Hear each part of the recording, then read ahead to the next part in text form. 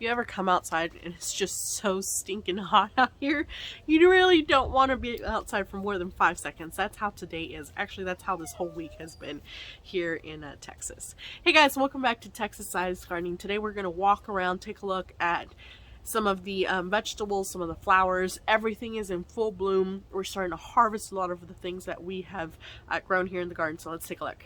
Got the container beds and some of the green stock stuff here, and I have had to water these more often than normal. The strawberries in this green stock have been doing fantastic. They're still growing strong. I'm still giving them fish emulsion, and the kids come out here and they get themselves some strawberries. In fact, I think I see some in there. This is a succession cucumber that I sowed after I sowed these over here, and this one has a lot of flowers, which is gonna pretty soon start to give me some cucumbers. These tomato plants are from our video that I did a couple of weeks ago, where I transplanted them in here and showed you guys how I grow tomatoes, the success to my tomatoes, my little tips and trick on that one. And look how big these have gotten already. If you haven't checked out that video, go back and take a look at it. And I've got fruit already setting on these. And the cucumbers here on this one, I've got a cucumber there, I've got another one, I've got some more up here. And all I'm doing with these is I am trellis training them to go through the cattle panel. I weave them in and out, and you know, utilizing vertical gardening. I got some new seeds of squash that I wanted to try. It was the Mongogo de Guatemala, I believe. And so once these sprout, my plan is to arch trellis from that one to here, because these do vine out. So I just want to try that variety and see how it does. Bell peppers are going strong, along with my Thai red peppers. There's a whole bunch of them. And then my serrano peppers and jalapeno peppers. Whew, it is hot, let me tell you what. This is the olive tree. I'm actually going to grow it in a container. So I just placed it here for right now. Again, it's too hot to do anything. But the tomatillos, 3 little starts that I transplanted when I started them from seed. I transplanted them in here as starts, and now look at this. They're getting huge. I specifically put them here because they do need kind of support, because they just grow huge and wild. So my idea here was, as they grow taller and taller, to kind of lean them towards the arch trellis here. And on this arch trellis, I've got melons and watermelon. So I am a huge believer of growing watermelons in containers. And as you can see here, I think the proof is in the pudding, if you will. So here I've got my Caja watermelon. And again, I just weave them in and out, in and out, in and out of the trellis. And then on the other side, I've got my silver Yamato watermelons. And they are loaded with watermelons. And then here are the melons. That's a Kajari melon that's finally kicking off. So as you can see, I'm going to start trellis training it up. And then here, this is the Hales 45 melon. So this one, I'm already starting to trellis train it to go up. And if I look here, looks like I have a couple of male, female flowers here. So that one's gonna start producing fruit soon. Got green beans coming up. These are trellising green beans. But something I did is, again, because I am trellis training the watermelons, what I did is I let a runner go, and then I connected it at the end here, and look, more watermelons. So I'm trellis training this one, as you can see, to go up this trellis as well. And my hope is, once it gets to the top, I'm gonna let it grow, and then I'll connect it back over there. Again, vertical gardening, vertical gardening works wonders if you're limited on space. So the shishito peppers, some more green beans. And let's go take a look over here. I've got my fig tree, which this is about a 2-year-old fig tree, and I was just looking and I've got figs. So hopefully we get to get some of those. We'll see. So we've got a lot of tomatoes that have been coming out of the garden, and actually here's some that the kids are going to go ahead and harvest. So I've got my special guest, my nephew, and of course the little one. So go ahead, guys. These are some determinate tomatoes, so we've got 2 there if y'all want to go ahead and reach and grab them. My mom teach me to turn them. You have to turn them, Alex. Don't. And then over here we've got some Roma tomatoes. So this one you're gonna have to be careful. You're gonna have to let your cousin help you, okay? Or what about one down here?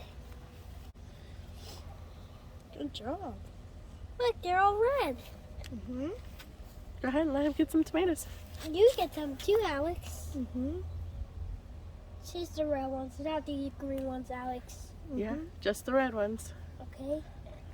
We do have one that's yellow though. It's the yellow lemon boy. You guys want to go show him that one? Yes, can we pick this one? All right, over here in our indeterminate bed, we've got a couple of cherry tomatoes as well as the lemon boy that is ready to be harvested. So whoever wants to grab that lemon boy. Me. Just that one, because the other ones are still maturing. There you go. And then you guys can go ahead and get some of the cherry tomatoes. Here you go. Okay, you pick this one? So the fun thing about this indeterminate bed is indeterminate tomatoes tend to get really tall.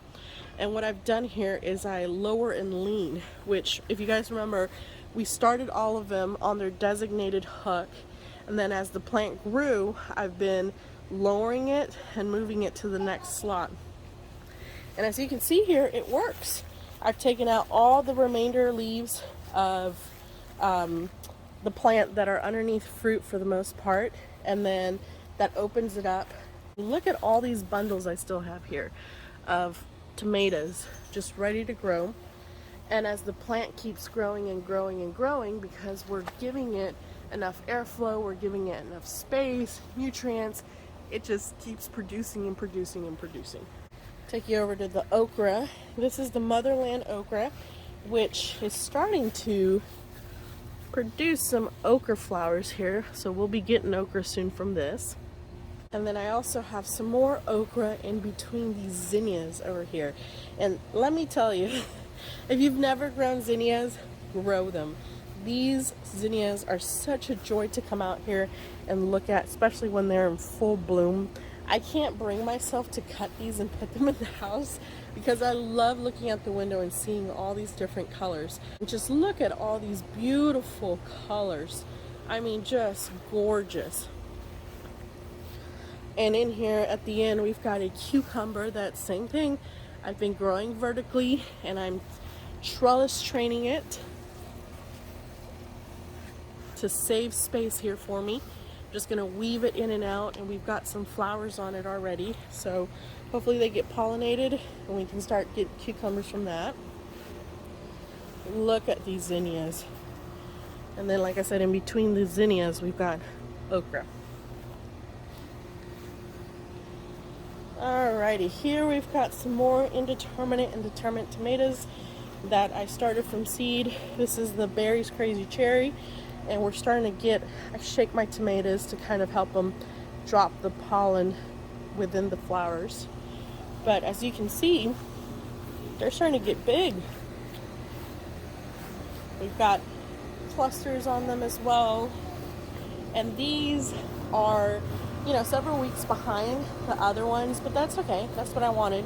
When the other ones give out, we still have tomatoes producing, and they're different varieties. Like this one is a Sweetheart cherry tomato, and I love them because their fruit look like little hearts. Got more tomatoes there and more over here. So again, just sowing tomatoes, succession of sowing, and it just increases the yields and the times that you get yields. Some of the green beans, the first wave of green beans are done, the bush beans, but I did sow other seeds in between them. So now these seeds are going to get big. These little green bean bush beans are going to get big, and then I will sow more here in a week or two so that the next wave will be coming in once these are done. Succession growing. And then let's take a look inside the raised bed, the squash, which, you know, if I didn't tell you that it was squash, you'd probably think it was some sort of a tree. So I grow my squash vertically as well. And so if you see here, what I did is I take the trunk of the squash, and as it grows, I grow it up vertically, I tie it and grow it, and what that does is it allows me to have more space to grow squash or anything else that I want in between them. So yes, you can grow squash vertically. Pan you in here because we've got some squash babies right there and some flowers getting ready to open for those squash babies. So something to think about, growing squash vertically. Yeah, so that's it for today's garden tour. I'm actually looking for a place to hide because I'm playing hide and seek with the kids. But I will see you guys next time here at Texas Size Gardening.